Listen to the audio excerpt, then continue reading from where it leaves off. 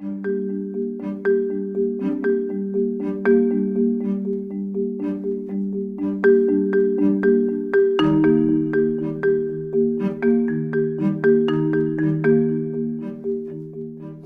World Affairs Councils of America was very fortunate a couple years ago to partner with Google, Ross, and his colleagues on a speaker series called Freedom and Power in the Digital Age, which we took to 8 councils around the country. This was not only a traditional speaker forum, which featured Google executives, including Ross, but also we brought these folks into schools where they interacted with high school students and college students. Very important for us because we believe it's all about the pipeline and getting people involved in world affairs. Ross has had that for his own career. He's been with Google for more than 7 years and previously served as head of government affairs in Asia Pacific. Before joining Google, Ross served as deputy chief of staff and senior advisor to California Governor Arnold Schwarzenegger. But he's worked both sides of the aisles. He's worked for my former Senator, Ted Kennedy, and one of his very first jobs after graduating Dartmouth College was to work with Senate Majority Leader George Mitchell. So there's no one better to introduce the Senator than Ross LaJeunesse.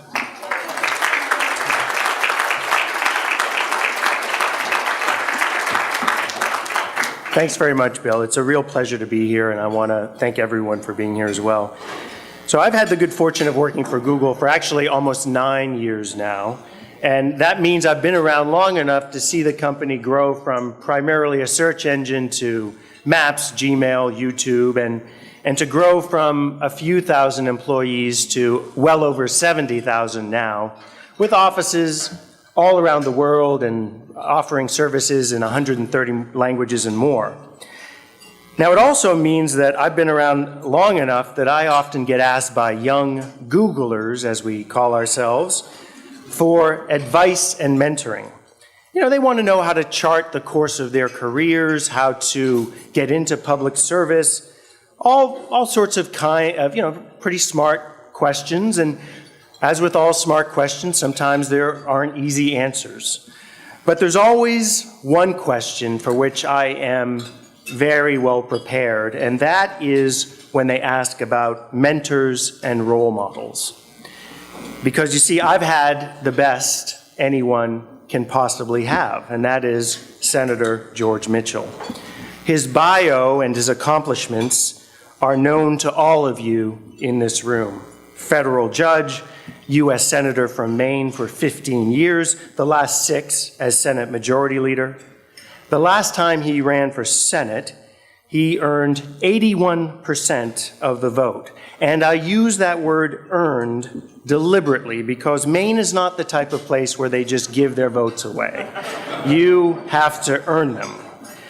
Over and over again, he was voted the most respected member of the Senate by a bipartisan group of senior congressional aides. And let me tell you, they're the folks who really know what goes on up there.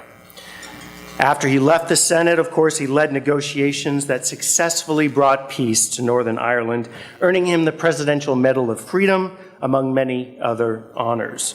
And then served, of course, as U.S. Special Envoy for Middle East Peace. He's been chairman of one of America's marquee companies, Disney, as well as on the board of his beloved Boston Red Sox. Now, I've already left out many, many things that for any of the rest of us would be career-defining, honestly. But I've done that because here's what I really want to share with you. I had the privilege of working, as Bill mentioned, for Senator Mitchell right out of college in the early 90s. It was my first real job, and it was an incredible honor. Now, this honor had very little to do with me. I was in the right place and at the right time, but I did have a secret weapon. I was born and raised in a small town in Maine, and that mattered to Senator Mitchell. I manned the front desk of the Majority Leader's office, Suite S221. Remember that? Right off the Senate floor. I answered phones, I monitored floor action, I greeted visitors, basically anything and everything they needed me to do. It was a small team of 5 people, and we all worked very hard. There were many late evenings. And there were times when some other senator would be on the floor at 10 p.m. giving a speech that seemed much too long to me. And I wanted to go home. Or to be honest, at 22, I wanted to go to a bar and have drinks with my friends. But then I thought of the majority leader in his office behind me, working away with the rest of us, sometimes long into the night. And I learned the value of patience and hard work. By his example, I learned to pay attention to details, to think ahead and take care of things before they become a problem. And I learned that your integrity and your word are 2 of the most important things you will ever have. Senator Mitchell honestly was right out of central casting. He was the great American statesman who was always, and I emphasize always, working to do the right thing. And every day, to this very day, I've done what I can to try and emulate his grace, his diplomacy, his humility, intelligence, his integrity, and his generosity. Now, I want to leave you with one example of his generosity. Senator Mitchell would meet with President Clinton all the time. He was the quarterback of the administration's legislative program, of course. The senator never failed to bring one of the junior staffers or interns with him to the White House for those meetings. Not because we had anything to add, of course, but simply because we should meet the president. He knew that it was an experience of a lifetime, and he cared enough about us to do it. On my last day on his staff, he did that for me. And I still have this wonderful photo, it's in my parents' living room in Maine, of the 4 of us, the President of the United States, the Vice President, the U.S. Senate Majority Leader, and the kid from a small town in Maine beaming at the camera. Thank you, Senator, for that. America and the world have been truly fortunate to benefit from your years of service. And to say it more plainly, as they would in Maine, the world needs more George Mitchells. Senator.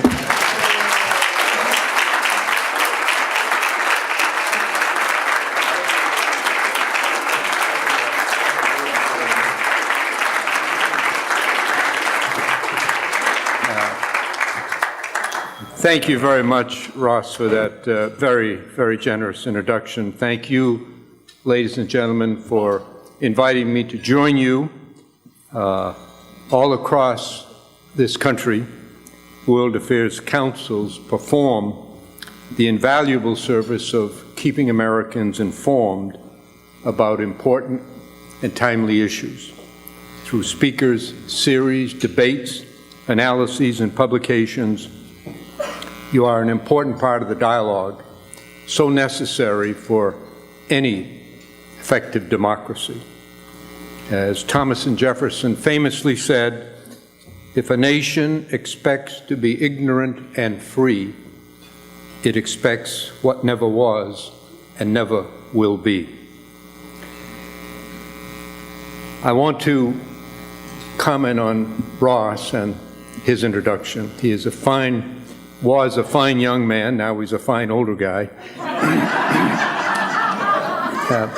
One of many who I had the pleasure of working for me, and it is heartwarming for me to hear the kind words that he expressed here tonight. After all of us enjoy having nice things said about us, especially in front of a group of strangers.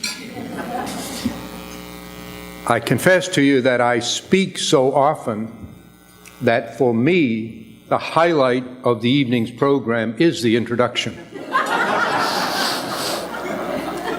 But there's a danger, you hear this often enough, that you may begin to believe this kind of stuff. So I like to begin with a story about introductions and an occasion on which I was brought back down to earth. Over a period of 5 years, I worked on the peace process in Northern Ireland. And after we were able to get an agreement, I returned to my home in Maine and wrote a book about my experience. When it was published, I went on a promotional tour around the country. In the process, I received many invitations, and I learned the interesting fact that in the United States, there are more Irish American organizations than there are Irish Americans. And every one of them invited me to come. I couldn't go to all, but I did go to many, and as I traveled the country, speaking to these groups, they developed among them an informal competition as to who could give the longest, most fantastic, frequently ridiculous introductions of me. The proper reaction, of course, would have been for me to show some humility, to ask them to keep it short. I had an improper reaction. I loved it. I encouraged them. I scolded them when they left something out. In Chicago, a guy got up and he had a long list of things that he spent 30 minutes reading off everything I'd done in my life, much of which I had been unaware of until I heard him read it off. But when he finished, I scolded him because he left out the fact that when I graduated from my small-town high school in Maine, I won the Science Award my senior year. Well, by the time I got to the last stop, it was the Stamford, Connecticut Irish American Club. I was overly impressed with myself, could barely squeeze my head through the front door. When I did, the first person I encountered was an elderly woman who rushed up to me, very excited and nervous, vigorously shook my hand, spent several minutes praising me, and then she said, I don't live anywhere near here. I drove 3 hours across the whole state just to come here and ask you, please, would you autograph my poster? She handed me a poster with a photograph and a pen. I looked at it. I said, I'd be very happy to autograph your poster, but before I do, I think I should tell you that I'm not Henry Kissinger. There was a picture of Kissinger. She said, you're not? Well, who are you anyway? And when I told her, she said, why, that's just terrible. She said, I drove 3 hours to meet a great man like Kissinger, and all I've got is a nobody like you. I said, I'm sorry you feel so bad. I wish there's something I could do to make you feel better. And she leaned forward and, in a conspiratorial whisper, said to me, nobody will ever know the difference. She said, would you mind signing Henry Kissinger's name to my poster? So I did. And it's hanging today on her living room wall in eastern Connecticut, a daily reminder to me to listen and enjoy, but don't take too seriously these nice words that are said at the outset. Now, I want to tell one other story. When I received the invitation to come here, to ask to speak to the Council of World Councils, to talk about world affairs, I hesitated because I've always felt awkward about speaking to audiences, many or most of whom know more about the subject than I do. But then I recalled my first day in the Senate. I entered the Senate by appointment. I was serving as a federal judge in my home state of Maine when one of our senators, Muskie, was appointed Secretary of State. The governor of Maine announced that he would, in just a few days, choose who to appoint to complete Senator Muskie's term. It was in the middle of the legislative year. The Senate was in session, debating legislation. He didn't want Maine to be underrepresented. He scheduled a press conference for the following Monday noon at the state capitol. On Sunday night, I went to bed early. We in Maine go to bed early every night, but especially on Sunday night, wondering, like everyone else, what the governor was going to do the following day. About 11 o'clock that night, the phone rang. It was the governor on the phone. He said, I'd like you to come down to the state capitol at noon tomorrow so I can announce that I'm going to appoint you to the Senate. It was a complete surprise because we had others who were mentioned frequently, and I'd just been appointed a federal judge the year before. I said, Governor, this is a serious question. I need time to think about this. I got to call my family. I got to get some advice. He said, I'll give you 1 hour. I protested. He insisted. I said, okay, I'll call you back in an hour. So I immediately called my 3 older brothers. I grew up in a small town in Maine. I had 3 older brothers who were very great and famous athletes. And I came along and I was not as good an athlete as my brothers. In fact, I was not as good as anybody else's brother. So very early in life, I became known as Johnny Mitchell's kid brother, the one who isn't any good. As you might expect, I developed a massive inferiority complex and a highly competitive attitude toward my brothers. So I called them after receiving the governor's call, ostensibly to seek their advice. But there was a note of triumphalism in my voice. I said, guys, the governor has just called. He wants to appoint me to the Senate. What do you think about that? The response was very negative. My brother Johnny said, listen, he said, everybody knows you're a born loser. He said, we can't understand how you got to be a federal judge, and we know for sure you could never win an election in Maine, so you better stay where you are. My older brother thinks he's an intellectual that likes to discuss things through the Socratic method, asking questions. So he began by asking, don't you believe that the people of Maine are entitled to have a qualified person representing them in the Senate? I said, yes. And he said, don't you agree that you are not among them? I said, no, and I hung up the phone. And I called up the governor, and I said, Governor, I don't need an hour. I've already received all the reassurance I need of my ability to do this job. So the next day after the press conference, I flew to Washington. The swearing-in was scheduled the following morning, a Tuesday, but I landed at National Airport. It was about 5 o'clock. I had nothing to do, so literally on a whim, when I got into the taxi, instead of saying go to the hotel, I said go up to the Senate. And I went up, I found a clerk who verified who I was and took me into the Senate chamber where the Senate was in session debating a bill and introduced me to the then Senate Majority Leader, Senator Robert Byrd. He was very busy, occupied. He had only a vague idea of who I was. When I introduced myself, he said, okay, we'll interrupt this debate to swear you in. I said, no, Senator. I said, the swearing in is scheduled for tomorrow. And of course, on the flight down, I had imagined, of course, all three networks would cover it live. It would be an occasion of national interest and celebration. I said, I don't want to disrupt that schedule. He said, listen, young man, if I said we're going to swear you in now, we're going to swear you in now. Yes, sir, I said. So they interrupted the proceedings. I was sworn in. It took 8 seconds. Nobody noticed it, not even a senator standing a few feet away. And then they resumed the debate, and shortly thereafter a vote occurred. For those of you interested in political trivia, I hold the all-time record in American history for having cast a vote the shortest time after becoming a senator. 2 minutes.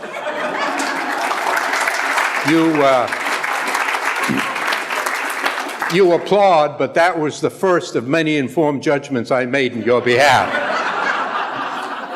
Well, then I stood there after this vote occurred, and now I'm a senator. I didn't know what to do, so a young guy, about the age of Ross at the time, walks up to me and introduces himself as Senator Muskie's former administrative assistant and now my administrative assistant.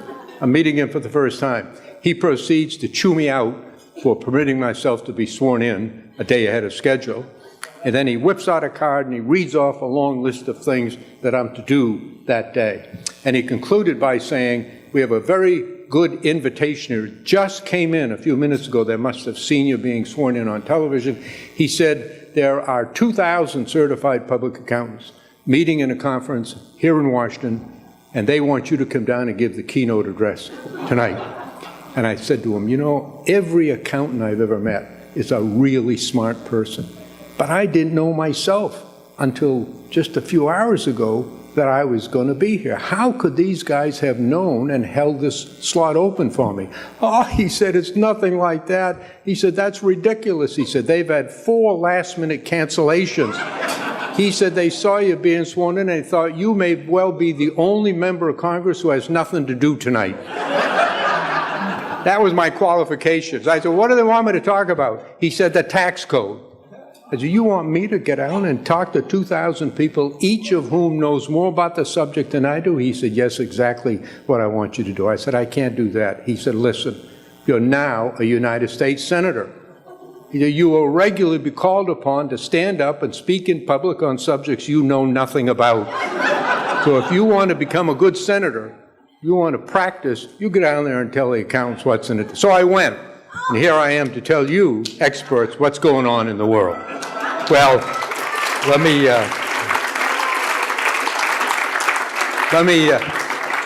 I thought I'd planned to talk about the Middle East, and I'll do that in the questions if anybody wants it. I thought it's more relevant and more timely to talk about the election, the aftermath, and the immediate future.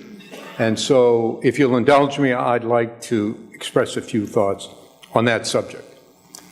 President-elect Trump is getting a lot of advice, and I'd like to offer mine this evening. Both Mr. Trump and Senator Sanders received strong and emotional support when they pledged to, in their words, drain the swamp in Washington and reform our corrupt election system. So I think it would be well received if Mr. Trump were to adopt and make public the strongest possible set of ethical standards for members of his administration. One devastating consequence of our polarized politics is that many Americans don't trust their government or their leaders. And both Mr. Trump and Secretary Clinton were viewed negatively by a majority of Americans on Election Day. Public trust, a public service, that's not a slogan. The President-elect can help make it a reality by taking the high ethical road before he walks into the Oval Office and making sure that everyone who works for him stays on that road. In organizing his administration, in formulating his policies, and drawing up his budget, I hope that he will invite and seriously consider all points of view. Both he and Secretary Clinton were the candidates of one party, but he will be the president of all the people. I don't suggest that he or any other public official surrender their principles. But in this large, diverse country, no one, not even a newly elected president, gets 100% of what they want. In good faith, I hope he makes a real effort to find some common ground with his opponents, and I hope and encourage them, in particular the Democrats in the Senate and House, to do the same. There can be areas of common agreement. Now, there are many important challenges facing our country at home and abroad.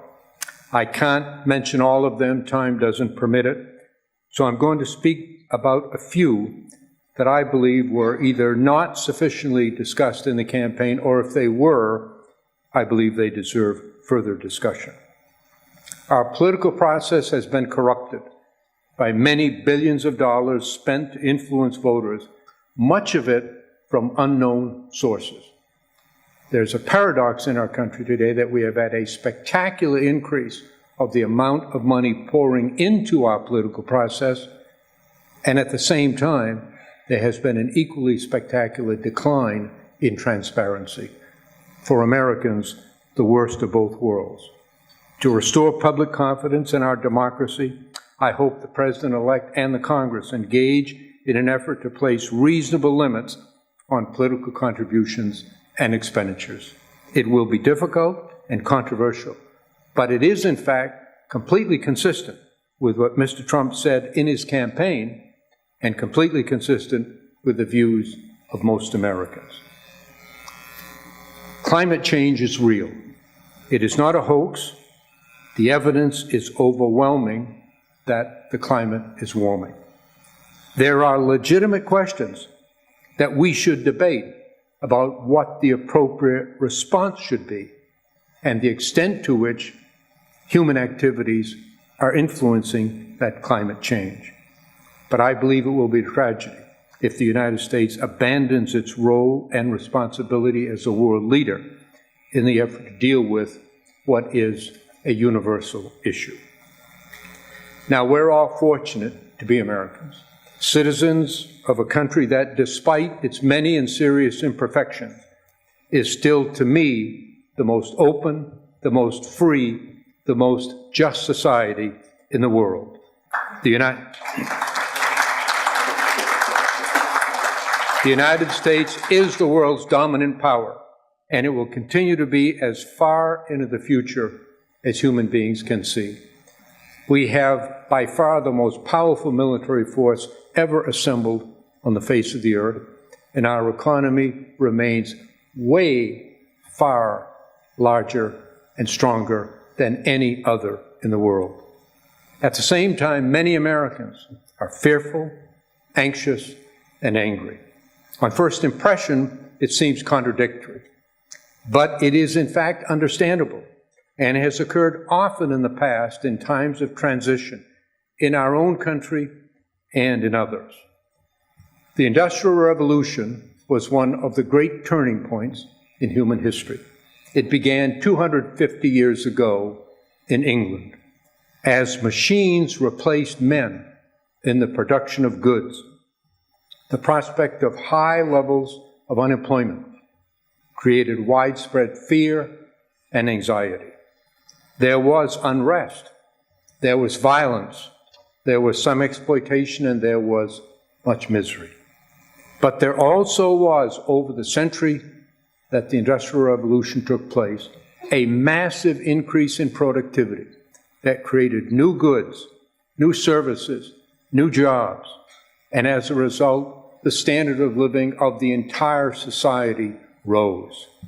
Over the following century, that revolution spread to most of the Western world, and especially to a newly independent America, where freedom, innovation, new people, and new ideas propelled the United States to the forefront of nations in the world.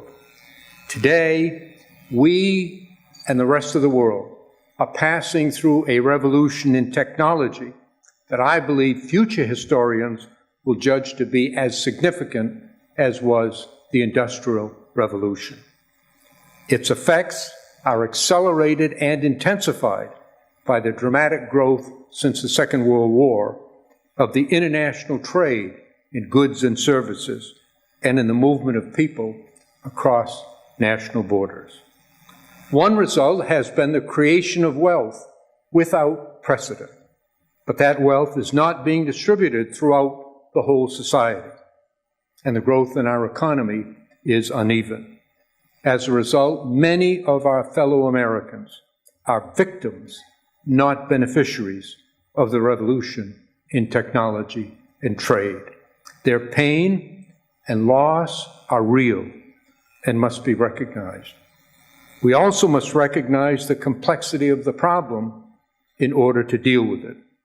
It is undoubtedly true that some job losses have resulted from trade agreements. We must work hard to strengthen and improve any future agreements. But innovation and technology have always caused huge job losses as well, and we should not do anything to obstruct or stifle innovation. Neither we nor any other society on earth has yet devised fully effective policies that will enable us to continue to receive the benefits of this revolution while mitigating the adverse effects on those badly hurt. To do that, we need the unity of our people. We need unity of purpose. We need a national commitment to make good health, good education, and good jobs available to all Americans. And in that, we must act on the reality that more knowledge and more skill, more and better education are the keys to dealing with this and most other problems in our and other societies. We need also to recognize that we are more than just a collection of individuals. We're citizens of a free society from which each of us derives great benefit and to which each of us owes a responsibility. Most modern nations began as homogeneous groups in race, in religion, in language. But the success of America has been rooted in the work of people from every part of the world, people of different backgrounds, different religions, different languages, all coming together, committed not to a race, not to a religion, but to an ideal. That was best and most succinctly expressed by our greatest president, Abraham Lincoln, who said his goal was to form a more perfect union. That's also the meaning of the simple but powerful statement, e pluribus unum, from many, one. We have advanced imperfectly, slowly, making huge mistakes and tragic misjudgments along the way, but always, in the end, overcoming each challenge and emerging a better, stronger country than before. Hostility to those who are different is as old as civilization, even older. Fear and anxiety in time of transition are not new. The first restrictions in our own country didn't come until 1882. For the first 100 years of our history, we welcomed people from elsewhere to fill a vast continent. In 1882, the Congress enacted the Chinese Exclusion Act, a reaction to the entry of Chinese workers who helped build the Transcontinental Railroad. In 1906, an earthquake and fire devastated San Francisco. Unable to accommodate all of the children whose schools were destroyed, the city prohibited Japanese children, including those born in the United States, from attending the public schools there, requiring them to enter a separate, segregated school for Chinese, Korean, and now Japanese children. Even earlier, from the very beginning, the Dutch, the British, the French, the Spanish, all fought among themselves and the Native Americans for control of North America. And in every case, there was discrimination against and hostility toward those who looked or spoke differently. Later, successive waves of Italians and Irish, Jews and Catholics, and many others were met with extreme hostility.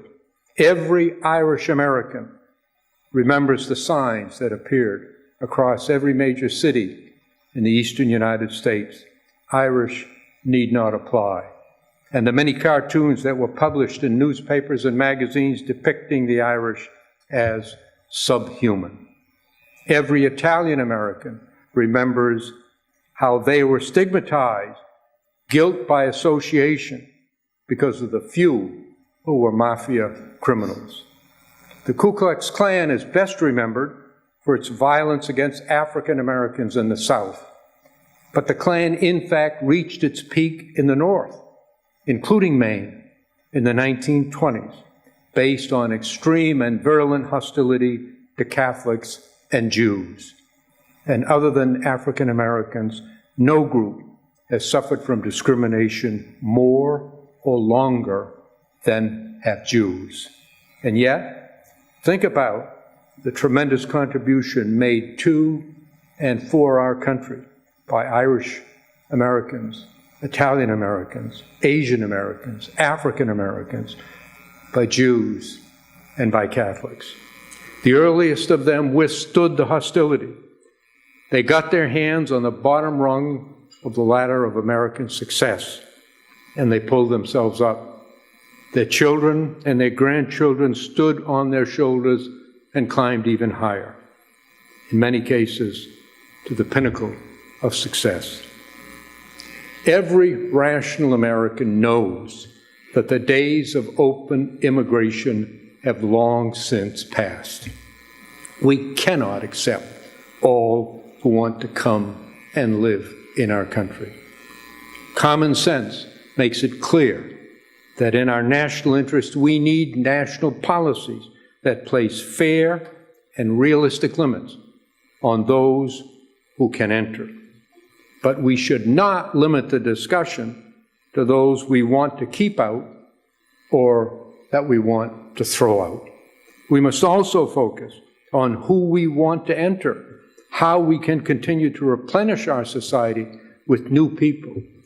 Different now, many of them Spanish-speaking, but no different in reality from those who came before, to the benefit of our country and to the individuals. And surely, despite the political campaign that we've just passed through, the American people and their elected representatives have the capacity and the goodness to engage in a serious national debate based on fact, grounded on reason, to establish a sensible policy on immigration that meets the many of our national interests that are implicated in this very difficult question.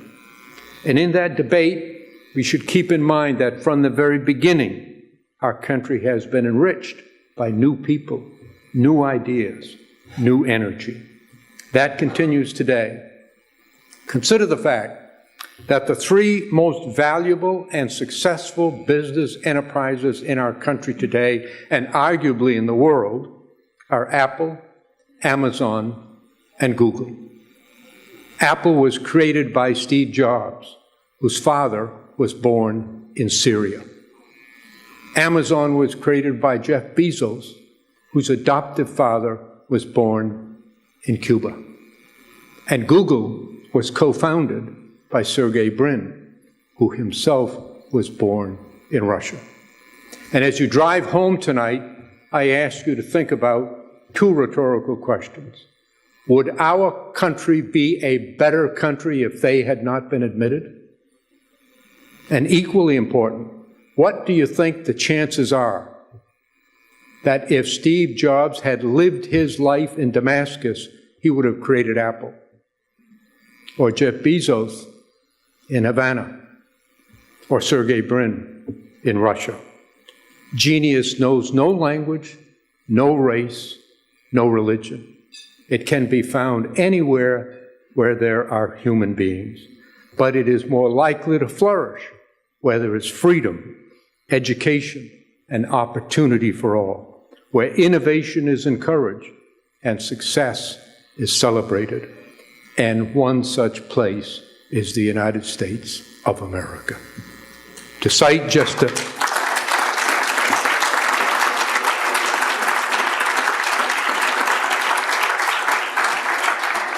just a very few examples of what could be several hours of reading. 9 of the 10 most valuable business brands in the world are American, even though Americans comprise only 6% of the world's population. 15 of the world's top 20 universities are American. 91% of all online searches are done through American companies. And 99% of all smartphones in the world are on American-made operating systems. This year, 7 Americans received Nobel Prizes. 6 of them were immigrants. The reality is that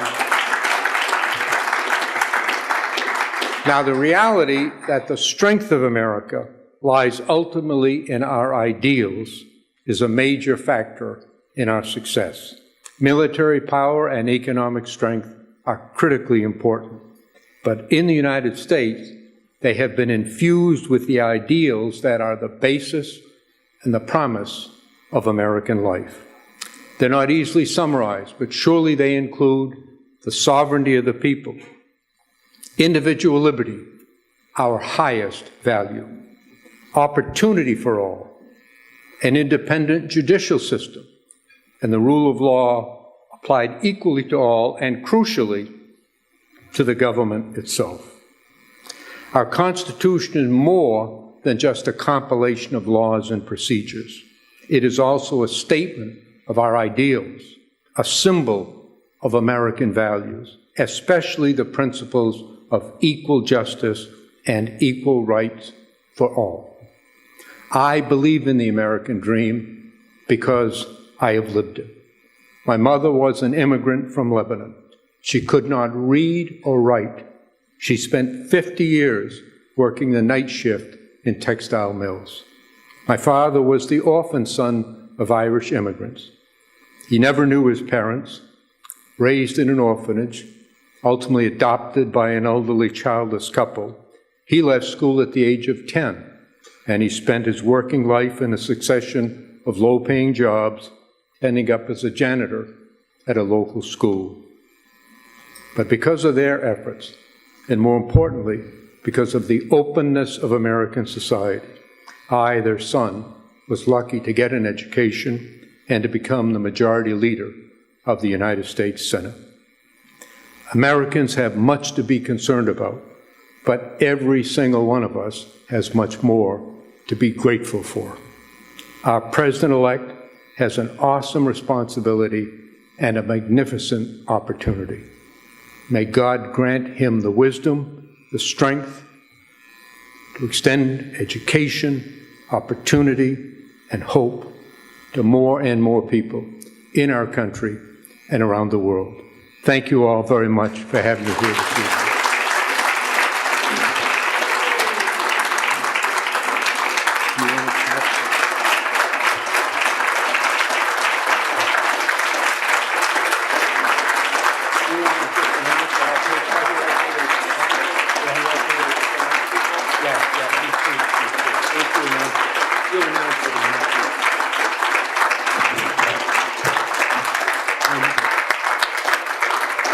Senator Mitchell has kindly agreed to take a few questions, so I'd like you to please identify yourself, your counsel, make it a single question with a question mark. Thank you. You choose them. Jim. I'm Jim Nathan from the Alabama World Affairs Council. Here. Jim Nathan from Alabama. There's a mic coming. Here it comes.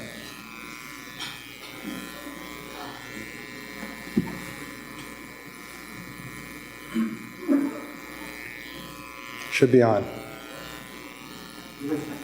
Translate for me. Okay, Go ahead. Let's suppose that the most dire events transplant, that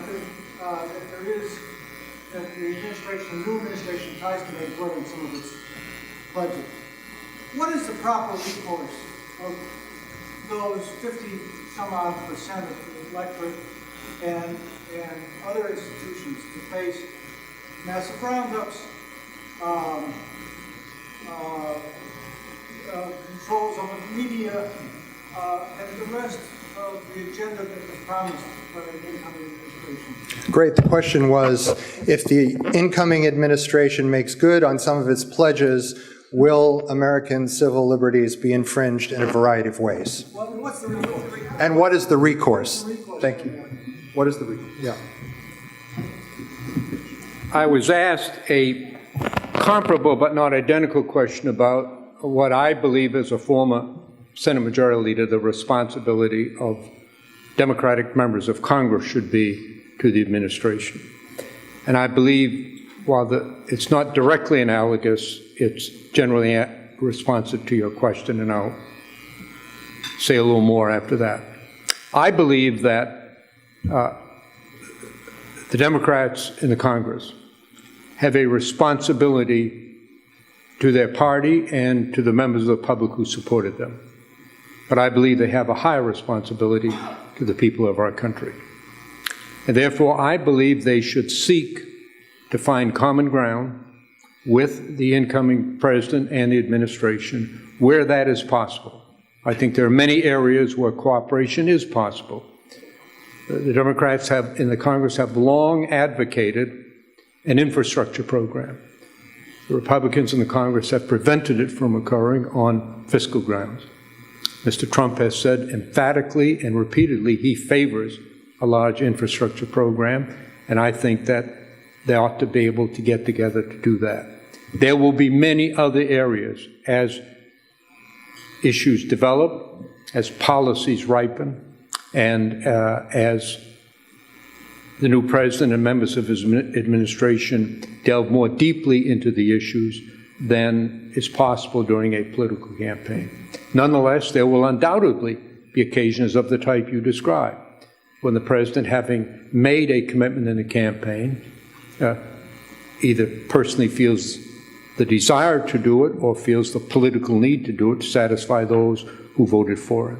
In that case, I believe those who are in opposition have the responsibility to vigorously oppose the administration in ways that are respectful and fair within the confines of our democratic system, and to do all they can to prevent policies from being implemented that they believe are contrary to the national interest.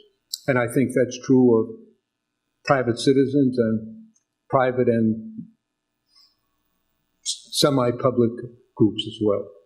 Each of us, of course, ultimately makes our own decision on rights and wrongs and appropriateness.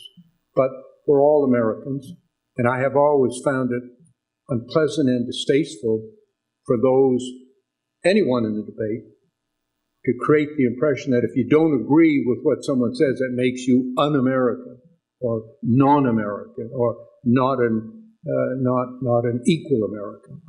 I think we all want to do the right thing for our country. And what we have to do is to find a way to have a rational, serious debate to determine what that is.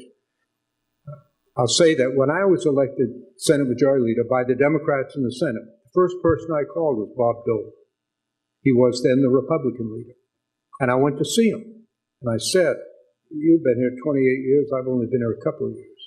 You know more in your little finger than I'll ever know about the Senate, but I've been here long enough to know that the Senate's a very difficult place, and if the leaders don't trust each other, it can't function.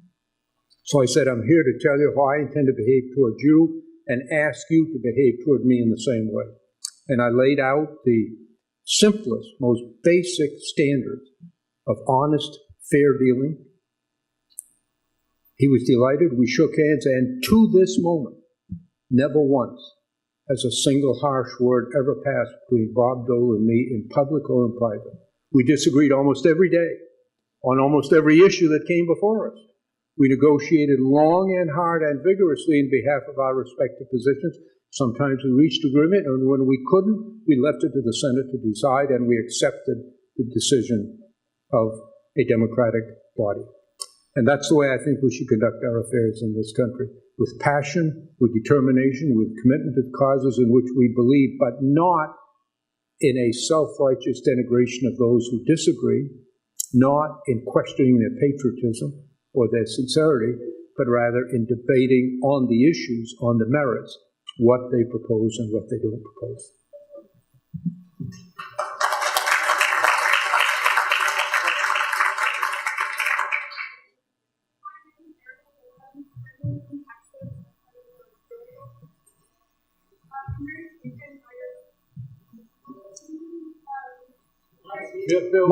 Bill will summarize it. Go ahead. Speak up this way. No, the question's here. Speak here. No, the question is here. Go ahead, Erica.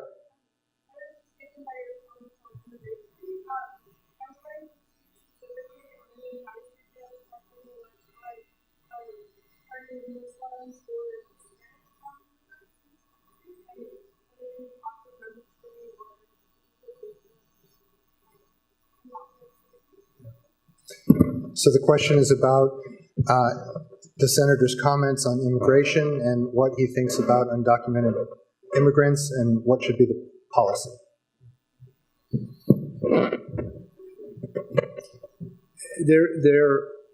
There are deep differences on the issues of immigration.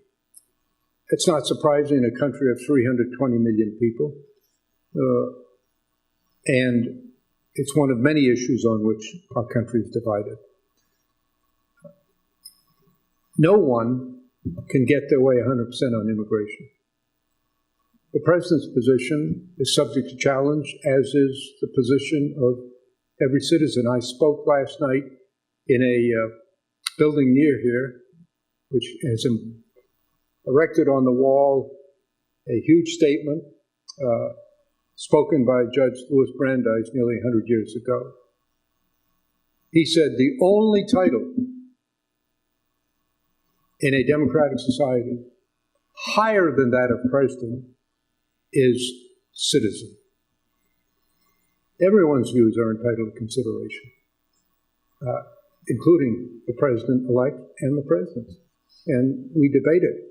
My personal view is I think we should find a path to citizenship for people who have been here, who don't have criminal records, who have established themselves in our society. That's a view that many in our country hold, and that's a view that many in our country vehemently oppose. In 2013, 8 senators, 4 Democrats and 4 Republicans, got together and drafted a bill. Marco Rubio was one of them. He subsequently repudiated it when he began to run for president. Senator McCain was one of them. There were others. The bill was imperfect. It's not exactly what I want, but it commanded broad bipartisan support, and it passed the Senate with over 70 votes, Democrats and Republicans. Unfortunately, the then Speaker wouldn't bring the bill up for vote in the House, although it probably, very likely, would have passed the House as well. I think they've got to keep trying and try to come together with a bill that both sides can agree represents a step forward, although it will probably be not 100% of what either side wants. So I've expressed my personal view, but I think that's the issue that has to continue. On the proposed ban, I think it is plainly unconstitutional. I do not think the Constitution permits religious tests to be applied in that manner. I suppose someday the Supreme Court will have to rule on it. There are many issues in our country regarding the Constitution that have never been ruled on by the Supreme Court, but I think it's contrary to our interests and our principles, and I think we have to be more selective, while of course being protective of our own defense and security. That's just the reality. And I think that we can have that kind of debate. It is possible if we begin with the premise that we're all Americans, we all love our country, and we're searching for the best way to solve a very serious problem in our society. Two more questions. One there.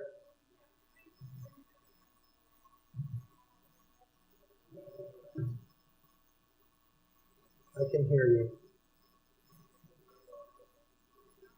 Now, speak up. He can hear you.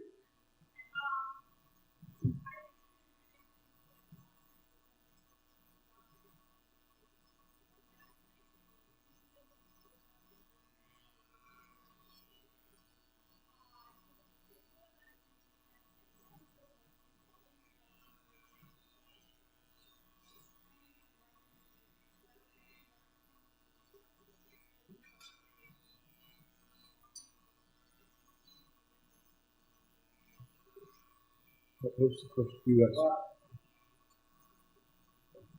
Are you planning to write a letter to the New York Times?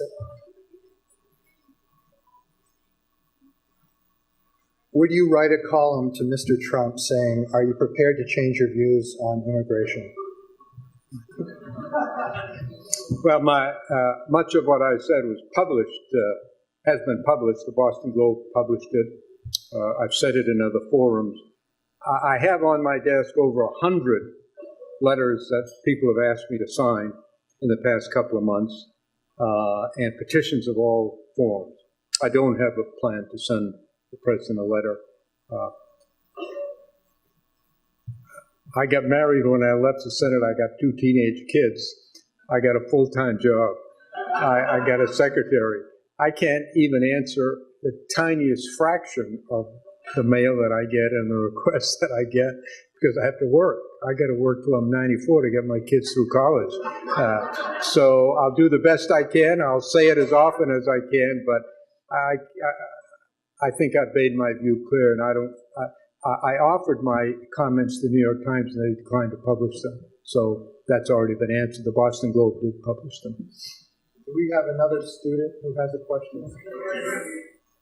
Right there. From, guess where? From Maine? How could I tell?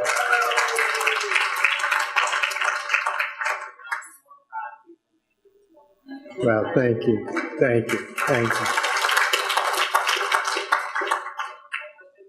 now is like a lot of Americans after the result of this election. I was really wondering how divisive this has been, how we can continue to have civil discussions. So as a hallmark in our history of being very peaceful negotiator and of having civil discussions in our government, how do we go forward from this? Let me just provide some context. The question is what? Here's the question. The question is, can we have civil discussions anymore? The reality is, of course, that American politics has always been rough and tumble. A professor at the University of Maine wrote a column last year describing the election of 1800 between Thomas Jefferson and John Adams, two national icons in our history. And what they said about each other, or their spokespersons, was much rougher than anything said in the last campaign. Jefferson supporters said that Adams was a hermaphrodite, lacking the strength of a man or the gentleness of a woman. Adams supporters said that if Jefferson were elected, murder, rape, and robbery would smother the land. So it was very rough. The difference, of course, is those words were written and read by very few, and they were distant in time. Today, with the advent of electronic media, every word is not only spoken, every mistake is not only identified and published, it is repeated thousands of times. And the construct of campaigns in a country of 320 that essentially encourages sloganeering and discourages serious, nuanced comment. Now, I'm not a defender of the Republican candidates, but I sat during the debates in the nominating process. There were 12 of them on the stage, and they had 30 seconds to answer a question. It's an inducement to inflammatory phrases. It's a barrier to serious and thoughtful discussion. And while most Americans report in polls that they dislike negative advertising, the same polling shows over and over again that they are persuaded by it. In the 2012 Republican nominating process, the overwhelming majority of ads were negative. And you just lived through the recent campaign. So how can we change that? Well, I'm not an historian, I'm not a social scientist, I'm just a former senator who practices law. I have some thoughts on it, and I'll make just two suggestions that I think would go not solve our problems, but move toward a solution to our problems. The first is gerrymandering. The redrawing of congressional district lines every 10 years. That process, which under our Constitution is left to the states, has been manipulated to the benefit of those who hold seats for the 240 years our country has existed. But in the age of technology, and technology is neutral in and of itself, it can be used for enormous human benefit, and it can be used in the most destructive of ways for human beings. Technology has permitted the incredibly intense hyper-partisanship in the drawing of district lines. I challenge all of you now to find, you can find it online, a map of some of these congressional districts, which would make Rorschach, which would give Rorschach a headache looking at them. You know, long squiggly lines designed to pick up a vote here and a little group there. It defies logic, and what it has done, it has transformed the House of Representatives. In the House, 90% of the seats are known in advance to be of one or another party. Only about 10% are competitive in the general election. For the House of Representatives, the general election is very nearly irrelevant. The pivotal moment has moved forward to the nominating process, when only the tiniest fractions of Americans participate, and they tend on both sides to be the most passionate, rigid, ideological, non-compromising extreme participants. And so that's how you get 50 or 60 Tea Party members in the House whose only concern is that they not be outflanked on the right in the next primary process. That's a very dangerous thing for democracy. And the Supreme Court, which I think has made a tragic series of errors in the Citizens United and other cases, did make a correct decision in June when it rejected the challenge of the Arizona legislature, which sought to have established the principle that only the legislatures themselves could engage in redistricting and could not delegate that responsibility to a nonpartisan body. The court said that's not correct. They can do that if they want. 16 states, led by California and Iowa, are trying to do that now. And enough states do that by 2020, we could have rational congressional district lines that are based, as they were for most of our history, on county lines, municipal lines, ward lines, that are compact in size and reflect true democracy instead of what we got. That's one change. The second change is money. I'm going to ask you a question which I have asked audiences all over America for many years. Who here believes that members of Congress are more responsive to their constituents than they are to their donors? Well, one tentative hand. In all the time I've asked that question, total thousands of people, only 2 and now a half people have raised their hand.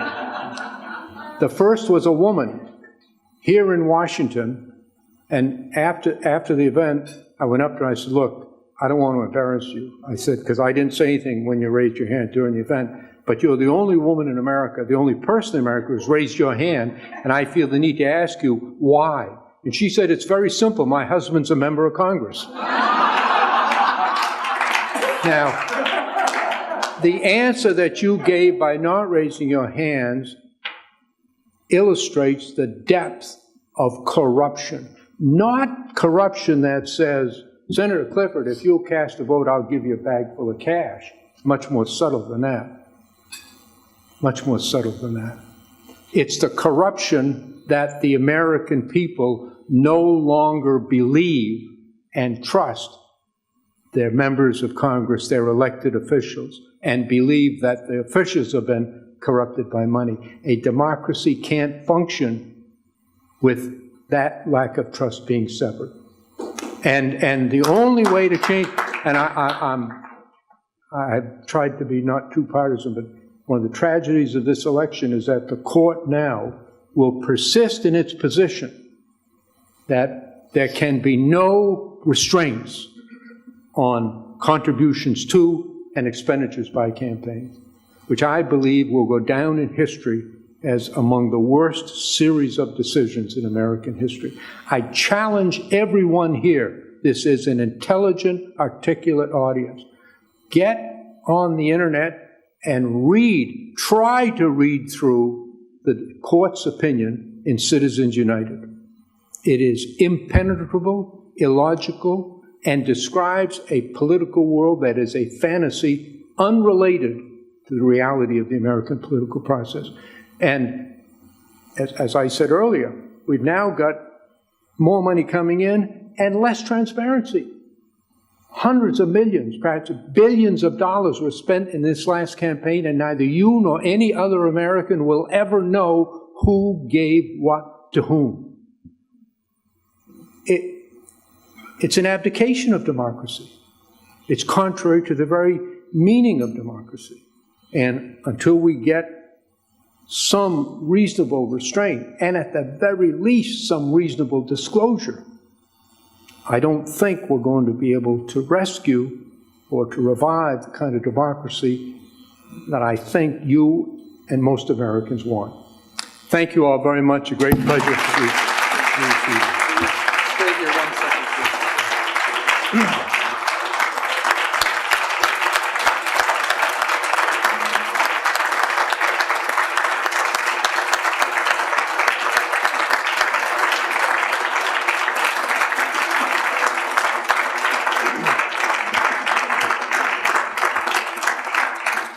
Thank you, Senator Mitchell. If I may, I'd just like to make a few observations. One is that we as World Affairs Councils have a lot of work to do.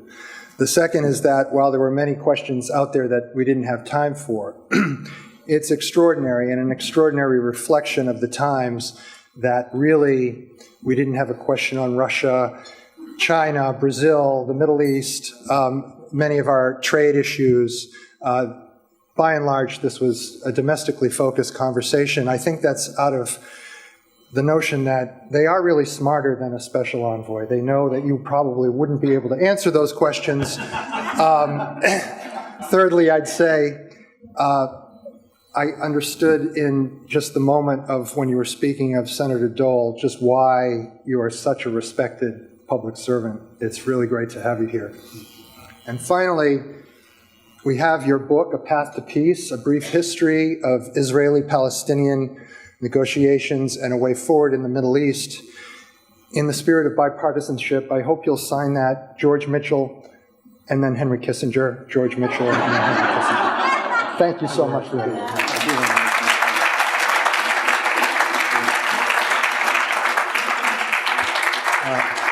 I want to apologize to you in advance, but I think all of you will understand, especially anybody here who's a parent. I usually like to linger after these events and talk with people. I am going to sign books, but my 18-year-old son just entered Georgetown a couple of months ago. I haven't seen him for 2 months, and I promised to meet him tonight right after this event, and so first things first, I'm going to run out the door as soon as I can, find him and give him a big hug, which I'm sure all of you will understand. Right.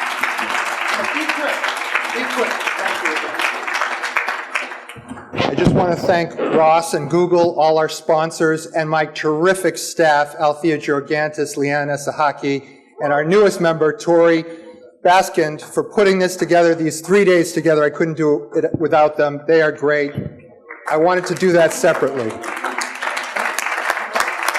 And thank you all for coming.